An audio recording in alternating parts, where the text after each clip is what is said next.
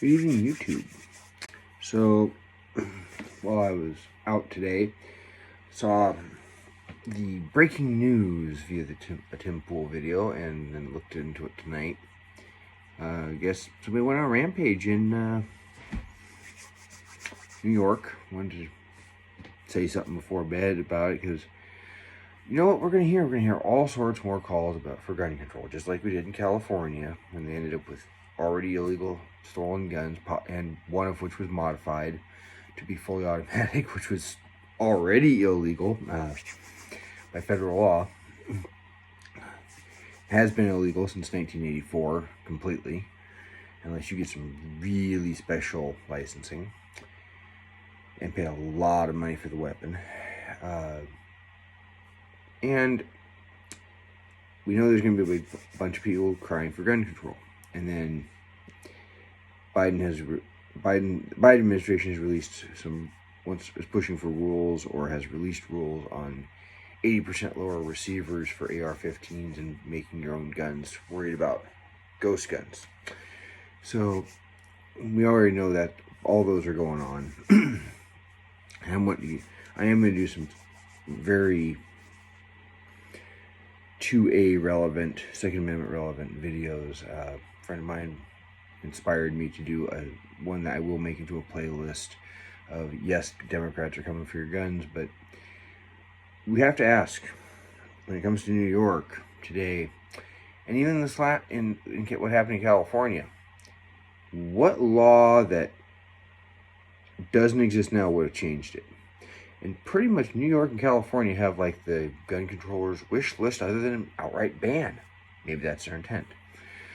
And I've long maintained that people who push for a ban are generally looking to start a police state. So let's think about this a minute. You want to keep guns out of people's hands, ghost guns. What's that going to take? Well, yeah, you could make people do background checks and put serial numbers on 80% lower receivers, but we have the technology very easily at your fingertips that you can acquire to build it from a straight piece of steel or aluminum. I've done this before. I'm not doing it tonight, and I don't have the knowledge to use my computer to make videos yet and do screen shares. So do the following. Get onto your computer, Google desktop or workbench top CNC machining mill, and then do the same for a lathe. See how long it would take you to be able to buy one. You don't have to be particularly concerned about price, because let's be honest with you, if people are willing to commit murder on mass scale, they're not going to care. And then do the same for 3D printing setup, because a lot of the stuff we're at the point now that other than making the springs, you can pretty much make a complete gun from raw materials in your garage, in your living room. If you don't got a garage, you don't care about what your floor looks like, possibly, because when you start machining, you can make a mess.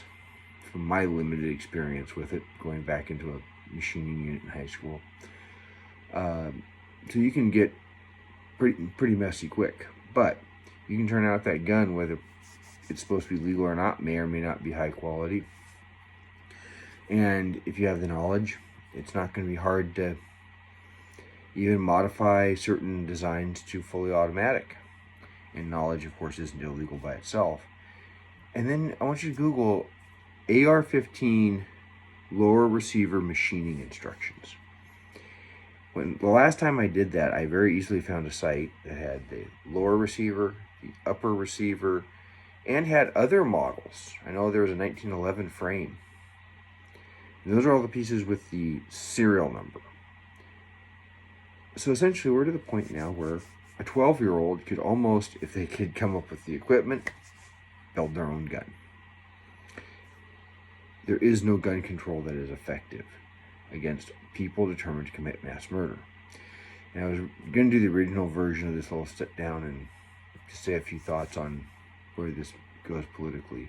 And I do hope that everybody recovers. don't know that anyone was murdered, but I know there's a lot of injured. Talking about, people wanting to go off on magazine capacities because the idiots in Olympia passed a magazine ban in this state. Here in the state of Washington.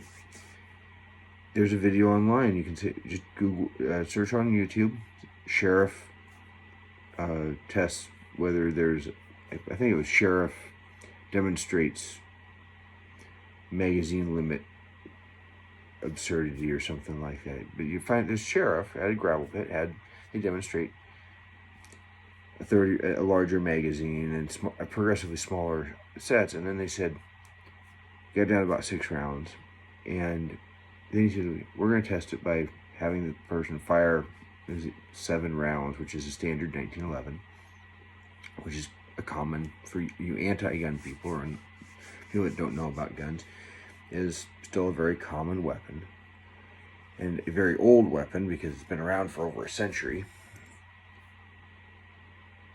They had a guy hide behind a barrel, a woman firing down range, and when she emptied the magazine and he realized that, he was supposed to leave the barrel and run past her and just tap her on the shoulder from behind. Before he could get to her, she had already changed magazines and opened fire on the target downrange again. So this whole thing of a critical pause that they talk about is a pile of crap. There is no critical pause. There are some very brave individuals who can manage to get to somebody, but generally, if a person knows how to change magazines quick, you're not going to get to them in time, especially if they're aware of what's going on. Sometimes you're just going to have bad people out there, and there are reasons to have higher capacity magazines than a 10 round. I was going to talk about that a little bit tonight, but I'm going to save that for a later video of why you might want certain things in a political sense, not in the what I think. I'm not going to judge anybody for their model choices ultimately. I'll talk a good line as a 1911 owner, but I'm not going to get down on people for what they make, what is essentially a personal decision. And that is a personal decision. But just ask yourself, what law would have changed this? And do you want a police state where you're going to have the government control the internet, control what people can buy as far as, the means of production? A machining setup, you're going to destroy innovation that way? You're going to have them say, what are you using this machining setup for? We have to inspect to make sure you're not building guns. Is that the world you want to live in? We live in a country with over 300 million guns. I think we can find other solutions, like maybe starting with enforcing the gun laws you have instead of letting that stuff go. How about, 3 strikes you're out worked in Washington? How about enforcing things like that? And of course, the media is going to very quickly bury this because the only part of their narrative that it fits is he fired 33 rounds, and that is the largest magazine you can get through Glock, at least, for a Glock 17. So he may have gone in with 1 magazine and emptied it and gone.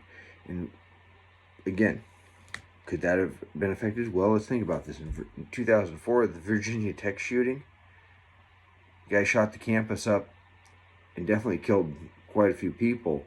And all he had was 2 handguns and a backpack completely filled with 10-round magazines. That's all that was illegal at the time because of the Clinton ban. So that whole idea that you can stop mass shootings with a magazine ban is crap. So just think about those things when you want to start pushing for gun control. You hear someone starting to talk about it. How would that have changed this? Maybe it's time that New York rethink its gun laws and become more like some states that allow shall issue concealed carry.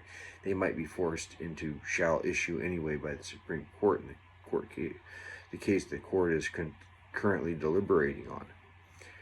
So, a person with a firearm there, maybe they wouldn't have stopped it right off. Maybe they would have been one of the first shot. We don't know.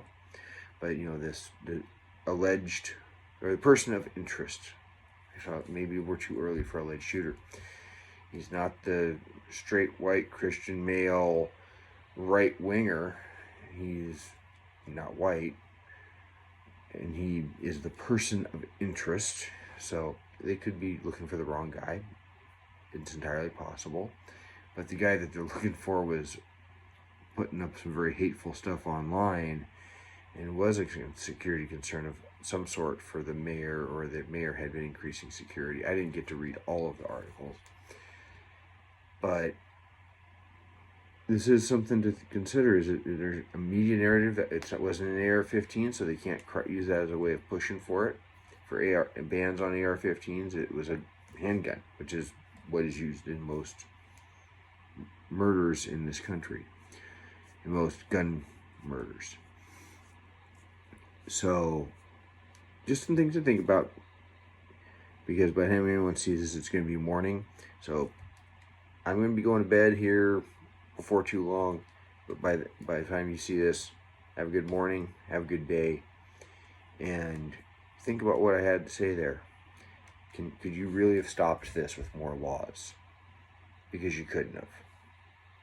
Doesn't matter what law you think would have mattered. Ultimately, a determined person is going to get a hold of a weapon. And you better just start accepting that and thinking in terms of, how do you stop the person that already has the weapon? Because murder's already illegal. Tell them they can't build their own gun, ain't going to cut it. They'll build it anyway. Or they'll steal one. Or they'll buy one on the black market. Guns end up on the black market all over the world, and it's not just because they get imported from the U.S. or something like that. So, guys, by now, the time you see this, have a good morning. For me, it's good night.